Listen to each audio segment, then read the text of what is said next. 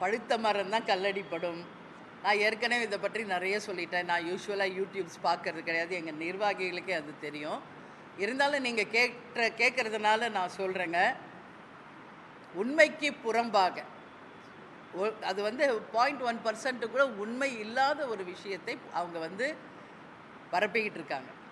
ஏன்னா அவங்களுக்கு சொல்கிறதுக்கு வேறு எதுவுமே கிடையாது. தேமுதிகவை பற்றி குறை சொல்கிறதுக்கு வேறு எதுவுமே இல்லை.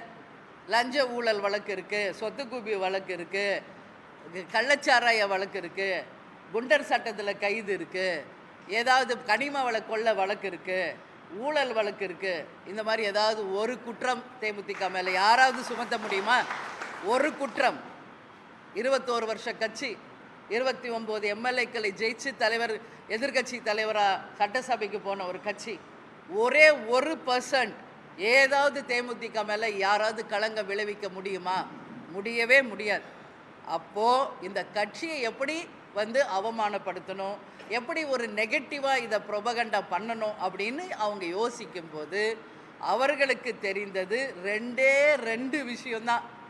எப்படி கேப்டனை தவறானவராக குடிக்கிறாரு, அடிக்கிறாரு, கோவப்படுறாரு எல்லாம் அப்படின்னு சொல்லி அவரை அசிங்கப்படுத்தி கேவலப்படுத்தி எப்படி அதை நெகட்டிவாக மக்கள்கிட்ட கொண்டு போனாங்களோ அதுபோல் இன்னைக்கு என் மீதும் எங்கள் தலைமையின் மீதும் கழகத்தின் மீதும் குற்றம் சொல்லணும்னா 2 தான் சொல்ல முடியும். ஒன்று பேரம் இல்லை பெட்டி. இதை தவிர வேறு என்ன சொல்ல முடியும்?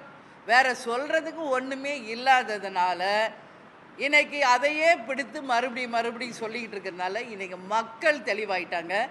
அவங்க சொல்கிறதுல 1% கூட உண்மை இல்லை என்பதை சொல்பவர்களுக்கே திருப்பி அறிவுரை சொல்லக்கூடிய அளவு அவங்க போடும் பதிவுகள் உண்மைக்கு புறம்பானவை என்பதை அவங்க போடுற செய்திகள் மூலமாகவே அவங்க நிரூபிச்சுக்கிட்டு இருக்காங்க. ஏன்னா இது எங்கள் கட்சியில் இருக்கிறவங்களுக்கு தெரியும். நாங்கள் ஒரு வண்டி வாங்கி 1.5 வருஷத்துக்கு மேலே ஆகுது. அது ஏதோ திருப்பதிக்கு எடுத்துகிட்டு போனால் அது இப்போ என்னமோ இப்போ தான் வாங்குகிறோன்றாங்க. என்ன என்ன ஒரு வண்டி வாங்குகிற தகுதி கூட கேப்டன் குடும்பத்துக்கு இல்லையா? நான் கேட்குறேன். ஒரு கார் வாங்குகிற தகுதி ஒரு கேப்டன் குடும்பத்துக்கு இல்லையா? கொடுத்து சிவந்த கரத்துக்கு சொந்தக்காரர் கேப்டன். தான் சம்பாதித்ததில் 90% மக்களுக்காக உதவி செய்தவர் கேப்டன். அவர் செய்கிற ஒரு உதவிக்கும் பின்னாடி இருந்தவள் நான் என்பது இந்த உலகம் அறியும். அதனால் குறை சொல்கிற வாய் குறை சொல்லிக்கிட்டு தான் இருக்கும், கொலைக்கிற நாய் கொலைச்சிக்கிட்டு தான் இருக்கும். அவர்களுக்கெல்லாம் பதில் சொல்ல வேண்டிய அவசியம் தேமுதிகவுக்கோ எங்களுக்கோ கிடையாது என்பதை உறுதியாக நான் சொல்கிறேன். தேமுதிக 0.5% தானே, விட்டுருங்க எங்களை. ஏன் பேசுகிறீங்க தேமுதிகவை பற்றி? 0.5 கட்சி, 0.5 கட்சி, 0.5 கட்சி. இவங்களுக்கு எதுக்கு ராஜ்யசபா கொடுத்தாங்க, இவங்களுக்கு எதுக்கு எம்எல்ஏ சீட்டு இவ்வளோ கொடுக்குறாங்க? உங்களுக்கு தெரியுமா எவ்வளோ சீட்டு கொடுத்து? யாருக்காவது தெரியுமா? ஒவ்வொரு விவாதத்திலையும் ஒவ்வொரு யூடியூப்லையும் ஏன் அதை பற்றி விவாதிக்கிறீங்க? ஏன் விவாதிக்கிறீங்க? நான் இன்றைக்கி கேட்குறேன். 0.5 கட்சி தானேப்பா? ஆமாம் 0.5 தான், விட்டுருங்க எங்களேன்ற. நான் ஏன் விவாதத்துக்கு கொண்டு வரீங்க? தேமுதிக என்ற வார்த்தை இல்லாமல் எந்த யூடியூபாவது எந்த விவாதத்திலாவது யாராவது இன்னைக்கு பேச முடியுமா? நீங்கள் குறை சொன்னாலும் தேமுதிக தான், வாழ்த்தினாலும் தேமுதிக தான், உயர்த்து பிடிச்சாலும் தேமுதிக தான்.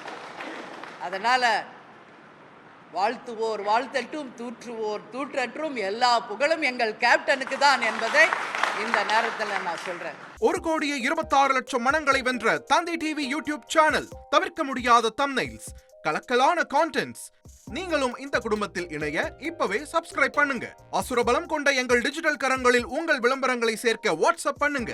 8939888838. Email advtv@dttv.in.